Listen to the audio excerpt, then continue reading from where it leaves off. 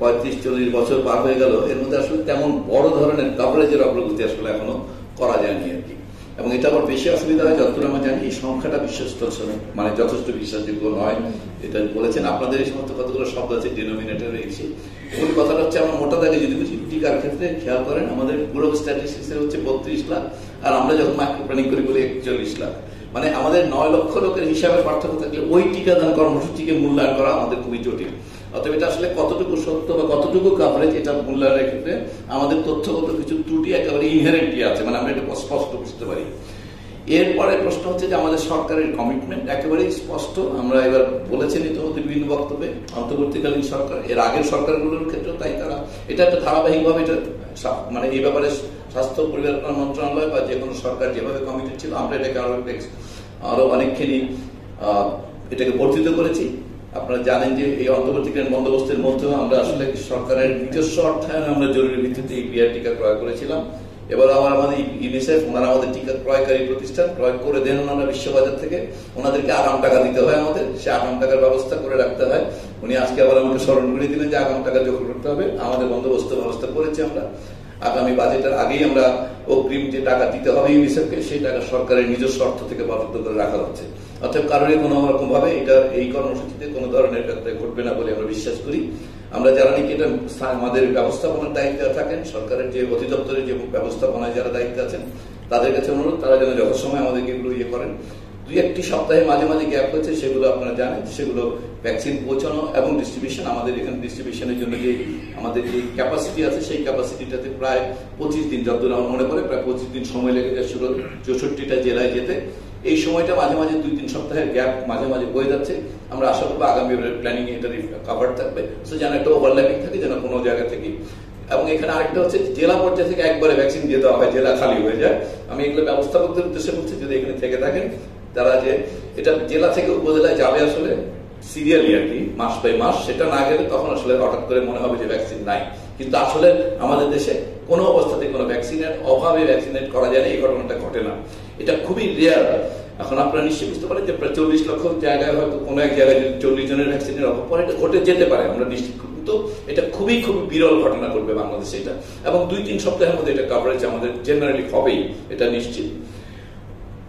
আগামী দিনগুলোতে ভ্যাকসিন এটা একটাই বড় চ্যালেঞ্জ হবে দুইটা, একটা হচ্ছে আরবান এলাকাতে, যেটা বলছেন আপনারা, এগুলো আসলে প্রায়োরিটি হিসাবে আমরা মনে রাখা ভালো যে স্থানীয় সরকার মন্ত্রণালয় অথবা তার অধিভুক্ত বিভিন্ন সিটি কর্পোরেশন বা পৌরসভা তাদের অগ্রাধিকারের তালিকায় স্বাস্থ্য বা টিকাদান উপর দিকে নেই। এটা একটা পরিকল্পনাগত হবে, আমরা মনে করেছি যে এটা আসলে পরিকল্পনাগত সঠিক হয়নি, মানে স্থানীয় সরকারের হাতে এইভাবে টিকাদান করতে দেওয়াটা। এবং সেই কারণে ধারাবাহিকভাবে আমরা দেখি যে শহর এবং নগরাঞ্চলে এই কাভারেজটা সবসময় কনসিস্টেন্টলি কম থাকতেছে। এই কম থাকাটাকে অ্যাড্রেস করার জন্য ওনারা বলেন ইনোভেটিভ, যাই হোক আর কি, কিছু বিষয় তো উদ্ভাবন করতে হবে, অন্যান্য কাউকে অংশগ্রহণ নিশ্চিত করতে হবে।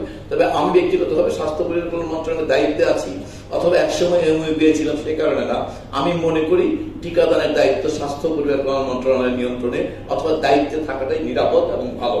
এইটাই সবচেয়ে তারা, এটা কারণ এটা ম্যান্ডেট যে বাংলাদেশের মানুষকে প্রোটেক্ট করা, এবং এটা সফলভাবে করা হচ্ছে। এটা দেখা যাচ্ছে 30-35 বছর যাবৎ এটা তারা সারা দেশে পারতেছে বাংলাদেশটা করতে। দ্বিতীয়টা হচ্ছে এটা এখন অনেক বেশি, অনেক বয়স, মানে যে আপনারা কিশোরীদের যে টিকাদান, এটা একটা চ্যালেঞ্জ, নতুন ধরনের একটা বন্দোবস্ত। এই সকল বয়সের মানুষকে টিকা দেওয়াটা আসলে এটা একটু চ্যালেঞ্জিং হবে। তবে আমরা সাকসেসফুলি প্রথম রাউন্ডে আমরা পার করতে পেরেছি। আমরা আশা করবো যে এইচপিভির ক্ষেত্রে আমরা পরবর্তী সাইকেলেও আমরা ভালোভাবে পার করবো। একটা জিনিস খেয়াল রাখা দরকার, এটা আমরা মনে করি যে এই ক্ষেত্রে আসলে ফান্ডিং একটা বড় ইস্যু হয়ে উঠবে পর্যায়ক্রমে। কারণ আপনারা জানেন যে আমরা একটা নিম্ন মধ্যম আয়ের দেশ হয়ে যাওয়ার কারণে আমাদেরকে পর্যায়ক্রমে অধিকতর অর্থ দিতে হচ্ছে। এই গাভীর এখানে যিনি আছেন উনি আমাকে আসার পথে মনে করে দিলেন গাভীর কো পেমেন্টের কমিটমেন্ট যেন থাকে, মানে মূল কথা হচ্ছে পাওনাদাররা এবং যারা আমাদের টিকা কিনে দেন দুই পক্ষই তাদের টাকা নিশ্চিত করতে চায় আসলে। অতএব যারা আমাদের টিকা কিনে দেবেন তাদের আগাম টাকা গাভীর কো পেমেন্ট 100 টাকায় আগে আমরা 20 টাকা দিতাম, আগামীতে 40 টাকা দিতে হবে, সেই টাকাটা নিশ্চিত আছে কিনা এটা সরকার হিসেবে বলতে চাই আমরা, সরকার বাংলাদেশের নাগরিকের জন্য টিকা নিশ্চিত করার ব্যাপারে সম্পূর্ণ অঙ্গীকার আছে। অতএব এখানে একদম স্পষ্ট করতে চাই ব্যাপারটা, সেই ক্ষেত্রে অর্থ, জনবল এবং রিসোর্সেস, অন্যান্য যে আমাদের অবকাঠামোগত রিসোর্সেস, এগুলোর ব্যাপারে কিন্তু অবশ্যই আমরা সব ধরনের পার্টনারশিপ অ্যাপ্রিশিয়েট করতে চাই। আমরা সবার অংশীদারিত্ব চাই, অংশগ্রহণ চাই। আমরা মনে করি যেটা সাধারণ মানুষের উদ্যোগ এবং অংশগ্রহণের মধ্য দিয়ে সফল হোক। সরকারের যে অংশটুকু আছে তার সেই অর্থ বরাদ্দ করা, তার জনবল বরাদ্দ করা, তার অবকাঠামো, তার যে ব্যবস্থাপনা, এগুলো দায়িত্ব সবগুলো করবে সরকার। কিন্তু যত বেশি মানুষের অংশগ্রহণ হবে, যত বেশি প্রতিষ্ঠান এবং সংস্থা হাত বাড়াবে, তত এই যে ছোট ছোট গ্যাপ, আমাদের খুব বেশি গ্যাপ নাই, কোনো জায়গায় হয়তো 12%, কোনো জায়গায় হয়তো 16, কিন্তু এই যে বাকিও রয়ে গেল 12-16টা সংখ্যা না, তো আসলে 12 ভাগ বা 10 ভাগ বললে খুবই ছোট্ট সংখ্যা, কিন্তু মনে করেন আপনি যদি 40 লক্ষ মানুষের মধ্যে 12 ভাগ মানে হচ্ছে 4 ভাগ 8 প্রায় 5 লক্ষ মানুষ। এই 5 লক্ষ শিশু তো আসলে ঝুঁকির মধ্যে থেকে যাবে, এবং সেটা তো সারা জীবনের ঝুঁকি।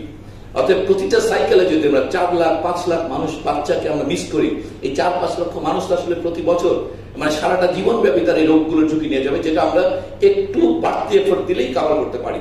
অতএব এখানে ইয়াং ছেলে বাচ্চারা আছেন, যিনি নিজে টিকা পেয়েছেন, উনি যেন কৃতজ্ঞতা বসে আরেকজন শিশুকে অন্তত টিকা দেওয়ার ব্যবস্থা করেন। এই কাজটুকু করলেও কিন্তু বাংলাদেশে আসলে আর কোনো মানুষ বাদ পড়বে না। সো বাদ যেন একটি শিশুও বাদ না যায়, একটি কিশোরীও যেন বাদ না যায়, একটি মাও যেন বাদ না যায়। টিকা থেকে একজন বাদ যাওয়া মানে সমস্ত রাষ্ট্রের স্বাস্থ্য ব্যবস্থার জন্য একটা পোটেনশিয়াল হুমকি হিসেবে, একটা সম্ভাব্য ঝুঁকি হিসেবে উনি সারাটা জীবন পার করবেন। অর্থাৎ যে 10, 11, 12টি রোগের কথা বলি আমরা, এই রোগগুলোর ঝুঁকি কমাতে পারলে আমাদের স্বাস্থ্য ব্যবস্থার উপর চাপ কমবে, আগামীতে বিভিন্ন অ্যান্টিবায়োটিকের ব্যবহার কমবে, আগামীতে মানুষের আয়ু দীর্ঘায়ু হবেন উনি। অর্থাৎ এই সবগুলো সুবিধাকে ম্যাক্সিমাইজ করার জন্য সারা দেশের সকল নাগরিককে এগিয়ে আসতে হবে। মন্ত্রণালয় বা সরকারের পক্ষ থেকে সব রকম সহায়তার অঙ্গীকার পূর্বেও ছিল, এখনো থাকবে, আগামীতেও থাকবে ইনশাল্লাহ।